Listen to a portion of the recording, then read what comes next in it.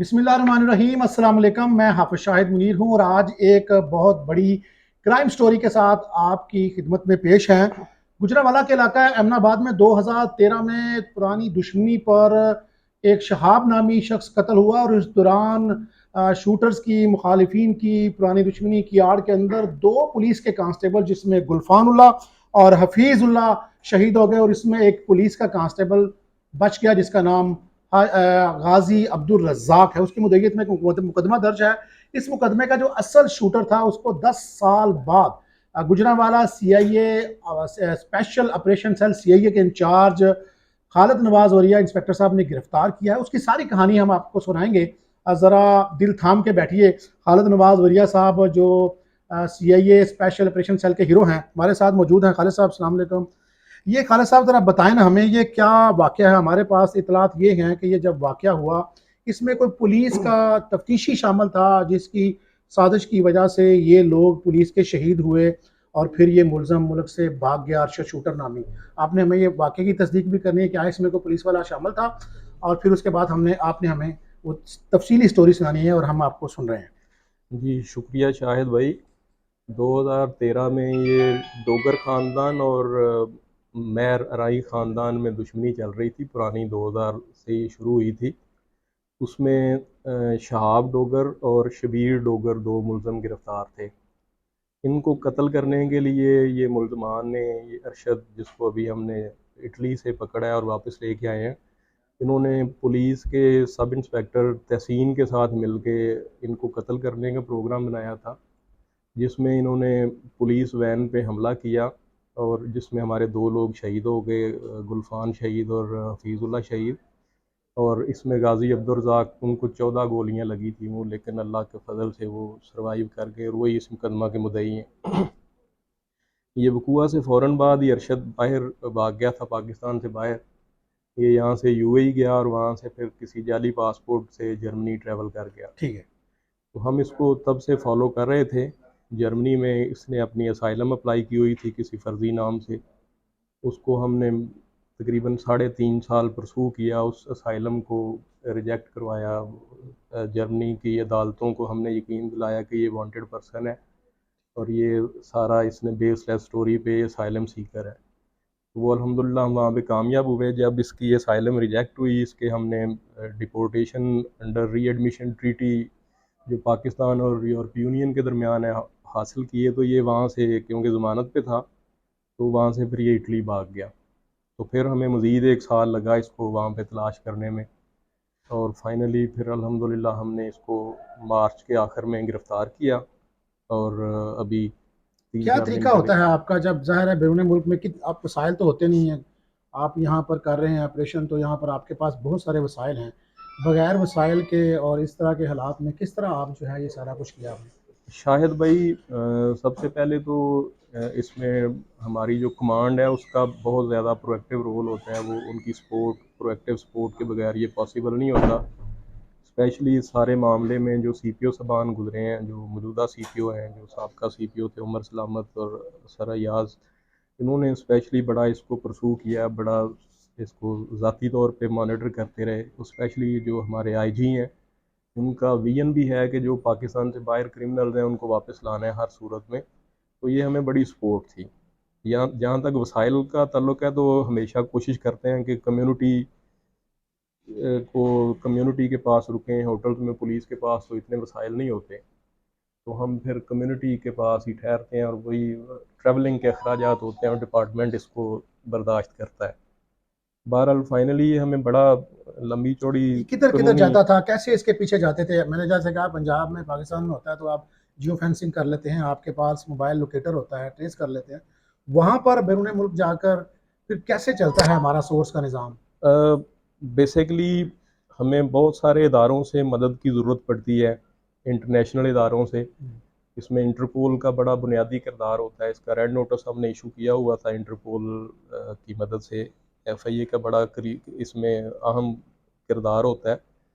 और इसके साथ साथ हम जो मुख्तलिफ डिजिटल फोरम्स हैं, उनके जो इदारे हैं, उनसे भी राब्ते में रहते हैं इनकी लोकेशन ट्रेस करने के लिए। इंटरपोल आपको वहाँ पर भरपूर मदद देती है? इंटरपोल के बगैर तो ऑपरेट नहीं हो सकता किसी भी दूसरे मुल्क में। तो यूरोप में उन्होंने बड़ा अच्छा इदारा बनाया हुआ है एनफास्ट, जो उन्होंने यूरोपीय यूनियन के अंदर अपने वांटेड पर्सन को सर्च करने के लिए फ्यूजिटिव एक्टिव सर्च टीम्स बनाई हुई हैं। तो उनके साथ हमारा बड़ा अच्छा करीबी लिजान है यूरोप में, स्पेशली गुजरांवाला पुलिस का, स्पेशल ऑप्स का तो बहुत अच्छा लिजान है फास्ट इन फास्ट के साथ। पूरे यूरोपियन नेशंस में बड़ा प्रोएक्टिव सपोर्ट हमें मिलती है जब भी हमारे वांटेड पर्सन यूरोप में कहीं पे छुपे हों।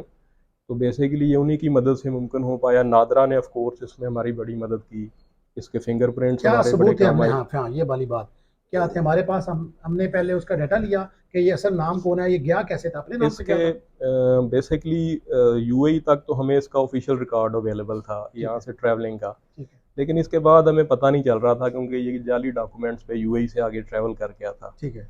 तो उसके बाद फिर हमने नादरा को रिक्वेस्ट की, नादरा की मदद से हमने इसके फिंगरप्रिंट्स को सर्कुलेट किया, स्पेशली जब इसके हमें इसका समहाउ नंबर मिल गया, पता चल गया कि ये किस रीजन में है। तो यूरोपियन रीजन में फिर एनफास्ट ने हमें बड़ी मदद की उसमें, ठीक है। इसको तलाश करने में। और जब हमें पता चला कि ये जर्मनी में इसने असाइलम अप्लाई किया हुआ है, तो फिर हम फास्ट जर्मनी के साथ मुसलसल राब्ते में रहे।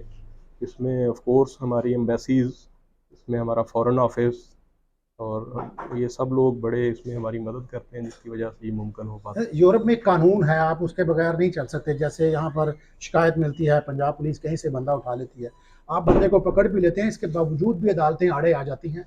फिर वो जो लीगल प्रोसीजर है कोर्ट का, वो कैसे आप देखते हैं? टीमें हैं देखें, हमारी या ये इंफास देखती है? दुनिया एक सिस्टम के तहत चलती है। जब उन अदालतों को ये पता चल जाता है, हम कन्विंस करते हैं डिप्लोमेटिक लेवल पे कि ये क्रिमिनल है और इसने ये संगीन जराइम किए हैं, तो डेफिनेटली वो अदालतें बड़ा उसको देखती हैं। और वो स्पेशली फोर्सेस पे अगर कोई इन्वॉल्व हो, अटैक पे, स्टेट पे इन्वॉल्व हो, तो वो अदालतें भी उसको कभी भी वो नहीं चाहेंगे कि वो उनके मुल्कों में ऐसे क्रिमिनल्स रहें। तो एक बड़ा एज होता है जो इस तरह के क्राइम्स में इन्वॉल्व होते हैं, जो जर्मन से फोर्सेस। बंदा आपने पकड़ लिया, अदालतों ने आपको लीव कंट्री का दे दिया सर्टिफिकेट, आपको ऑर्डर मिल गए, वो फिर भाग गया, फिर नए से शुरू से प्रोसीजर शुरू हो देखें, गया। यूरोप में किसी को जेल में रखना बहुत मुश्किल है। वहाँ के ह्यूमन राइट्स के जो लॉज हैं वो बड़े वाजे स्ट्रिक्ट हैं और है। बड़े स्ट्रिक्ट हैं। वो जब तक किसी को आप कन्विक्ट ना करवा लें, वो जेल में नहीं रखते। ठीक है।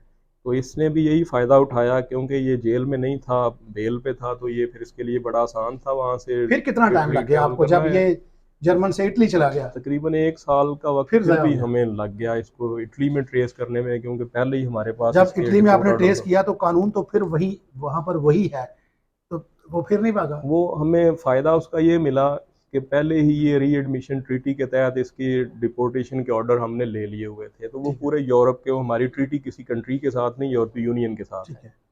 तो उसका हमें ये फ़ायदा हुआ कि फिर वो इटालियन कोर्ट्स में भी हमने उसको प्रेजेंट किया, पहले ही उसके वहाँ से डिपोर्ट ऑर्डर थे। तो इटालियन कोर्ट ने बड़ी आसानी से वो उसकी कस्टडी ग्रांट कर उसको दी, बेल नहीं ग्रांट की? उसको ग्रांट नहीं की। अच्छा सर, एक आखिरी सवाल रह गया इसमें, जो बड़ा दिलचस्प सवाल था वो रह गया। सर हमें बताएं ना, ये साजिश कैसे हुई हमारे कांस्टेबल्स को, पुलिस के जवानों को शहीद करने की, तहसीन के साथ? तहसीन कैसे बच गया? ये सारी क्या कहानी क्या थी? तहसीन ये बेसिकली ये डोगर जो ये जो दो ग्रुप्स हैं दो उसमें से? ग्रुप्स हैं, उनमें से एक मैर ग्रुप के साथ मिला हुआ था। ये डॉक्टर अनवर है एक इसका मरकज़ी किरदार, सफ़ेद पोश है। वो भी इस मुकदमे में नामजद हुआ, लेकिन अनफॉर्चुनेटली हमारा प्रोसिक्यूशन सिस्टम इतना स्ट्रांग नहीं है, उसको हम कन्विक्ट ना करवा सके। और बदकिस्मती से जो मुलज़म हमने पकड़ के जेल में भी भेजे थे, 5-5 दफ़ा उनको सज़ाए मौत हुई, और वो लेटर ऑन फिर समहाउ छूट गए अदालतों ठीक से, है हायर कोर्ट से। जी। एटीसी से उनको सज़ाएं हुई और हाई कोर्ट से उनको रिलीफ मिला। और ये तहसीन के पॉइंट की तरफ आते हैं, क्रिमिनल हाँ ठीक जुडिशल है, सिस्टम सिस्टम ठीक है, का ज़ाहिर है अदालतों के उसका मैटर है। है उसमें। ठीक है। ये तहसीन ने इनके साथ मैर दो ग्रुप के साथ मैर ग्रुप के साथ प्लानिंग की? प्लानिंग की थी। जो हमारी उस वक्त की तफ्तीश थी उसके मुताबिक 35 लाख रुपए इसने उनसे लिए थे इन मुल्ज़मान को कत्ल करवाने के। ठीक है। पुलिस लेकिन कस्टडी में? पुलिस कस्टडी में, लेकिन जो इसके साथ दोनों कांस्टेबल थे, वो इनके आपस के माली पैसों की मामला? वजह से वो दोनों उस दिन ड्यूटी पे ना गए। और अली ये आबद और तौसीफ? जो हमारे शोहदा हैं, ये फिर उस दिन अचानक इनको ड्यूटी पे भेज दिया गया। ये तो इनके तो वहमो गुमान भी नहीं था कि ये सारा मामला होना है। ठीक है। तो वो यूं ही हमला कैसे हुआ कि फिर? इन्होंने गाड़ी को इंटरसेप्ट किया, पुलिस की गाड़ी को, एक इनके पास टोयोटा कार थी। यूं ही पुलिस की गाड़ी रुकी है, तहसीन फ़ौरन से गाड़ी से उतर गया और उन्होंने फिर इनडिस्क्रिमिनेट, ये अरशद और इसके साथियों ने फायरिंग की। इनडिस्क्रिमिनेट फायरिंग करके सबको ही ऑलमोस्ट कत्ल कर दिया था। उसमें जो अब्दुल रज़ाक हैं गाजी हमारे, इनको 14 गोलियां लगी थी जिस्म के हर हिस्से पे, लेकिन ठीक है, अल्लाह ने इनको ज़िंदगी दी और बच के अभी मुद्दई ये हैं। अभी ये मुद्दई हैं। इसी तरह जो दूसरे मुलज़म थे इन कस्टडी, उनमें से भी शबीर डोगर बच गया सम हो, और फिर उसी के वजह से जो बाकी मुलजमान हैं उसको फ़ायदा मिला। डोगर और राइन ग्रुप ने आपस में सुलह कर ली और शबीर के बतौर गवाह मुनहरफ होने की वजह से बाकी मुलजमान जो को भी आज पकड़ हम अरशद शूटर को लेके आए हैं, तो ये जो सुलह का फ़ायदा उसको जाएगा, ये जो अरशद हमारा डेफिनेटली नहीं गाजी। जाएगा इंशाल्लाह, क्योंकि ये बेसिकली तो इसमें पुलिस कंप्लेनेंट है। ठीक है। हमारे 2 लोग शहीद हुए हैं और हमारा एक गाजी जो है वो सीरियसली, उसमें उसको गोलियां लगीं, चोटें आईं, तो पुलिस इसको परसू कर रही है। और वो जो हमारा दूसरे लोग बरी हुए हैं उनकी भी अपील हमारी तहसीन का पेंडिंग है। क्या इस वक्त मुस्तकबिल है, गिरफ्तार है? तहसीन को 5 दफ़ा उम्र कैद सजा हुई थी इस मुकदमे में और जेल में ये फिर वफात पा गया था। खालिद साहब, thank you very much. Khalid बिरिया साहब हमारे साथ थे। ये जो स्टोरी है इसमें एक घर का बेदी शामिल था, जैसे उन्होंने बताया। तहसीन सब इंस्पेक्टर जो जेल में ही मर गया, दौराने अपनी कैद काटते हुए दौराने हिरासत मारा गया। बाकी मुलजम उन्होंने कहा कि जो मरकजी अरसद शूटर है वो गिरफ्तार है, चूँकि पुलिस कंप्लेनेंट है, पुलिस ही मुद्दई है, तो इसमें उम्मीद की जा सकती है कि जो 2 शहीद हैं जिसमें हफीज़ुल्लाह और गुलफान है, उनका खून रायगा नहीं जाएगा और ये शूटर यकीनन अपने अंजाम को पहुँचेगा।